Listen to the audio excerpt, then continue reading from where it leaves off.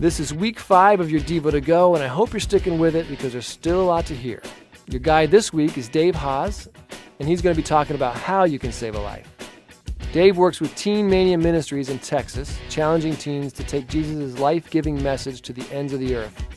He directs Teen Mania's Honor Academy, an intensive program designed to power a passionate pursuit of Jesus.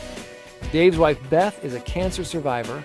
They have 4 children and live in East Texas. Welcome, Dave.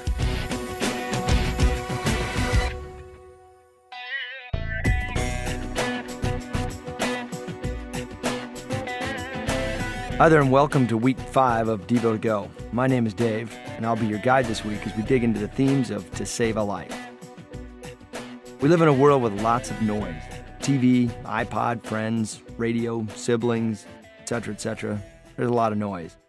To be a good listener should not be difficult given all the practice we get, but for some reason it is. Everyone has a desire to be understood and to feel important. We want others to listen to us and be concerned about us, but oftentimes we don't do the things we need to do to listen to other people. Jesus, however, taught us to think of others before we think of ourselves. We're told in James 1 to be quick to listen. It seems like our culture teaches us to be quick to defend ourselves, to smack talk the other person, to put the other person in their place, to make ourselves look cool, make others feel like we're cool. So all these different things we've been taught to do by the culture to not really listen to others, but get them to think a certain way about us. That's not what Jesus teaches. Others need to know that we care about them, not ourselves. A wonderful way to communicate value to others is to listen to them. I mean, really listen to them. Don't just sit and pretend like you're listening to them and at the same time you're texting, you're listening to your iPod while they're talking. Don't finish their sentences for them. Ask them questions that require an answer other than yes or no, like, what is one interesting thing that happened to you today?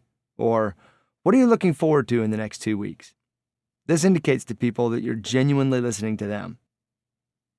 In the movie To Save a Life, the youth pastor Chris does not assume he has all the answers, but is willing to listen to Jake, really listen to him. Listening is an engaged activity. Listening also means you aren't working on a comeback, thinking of stories about yourself, thinking about what you're going to say next, but it's caring about the other person and really hearing what they're saying. As you get ready for today's time together, think about the things you do that keep you from listening well. Ask God to speak to you and actively listen for His guidance as we spend time together today. So here we go. You may be like Roger, who was hurting so much because it seemed no one ever listened to him. He needed someone to care enough to stop and validate that he mattered and that his struggles were real. Press pause and quiet your mind. For a moment, just listen to what you hear around you right now. If you don't quiet your heart and mind, you may actually miss what God is whispering to you. Look in your Bible for the book of James, chapter 1, verses 19 through 21. Here's what it says. My dear brothers, take note of this. Everyone should be quick to listen, slow to speak, and slow to become angry. For man's anger does not bring about the righteous life that God desires.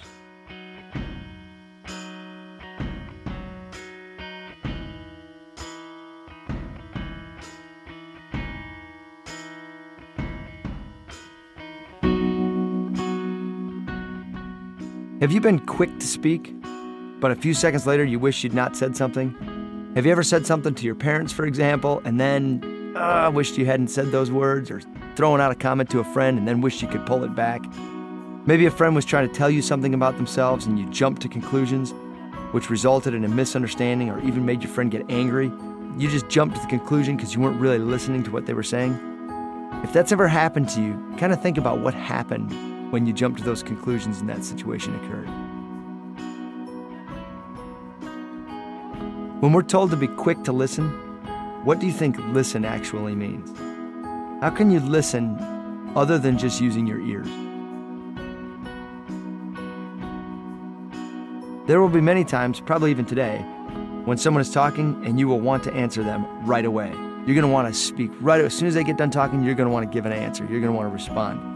You might even start thinking about what you're going to say before they finish talking, rather than paying attention to what they're trying to communicate. Write down the last time you remember doing that. When you did do that last time, how do you think it affected your conversation? How might the discussion have gone differently if you had been listening more carefully?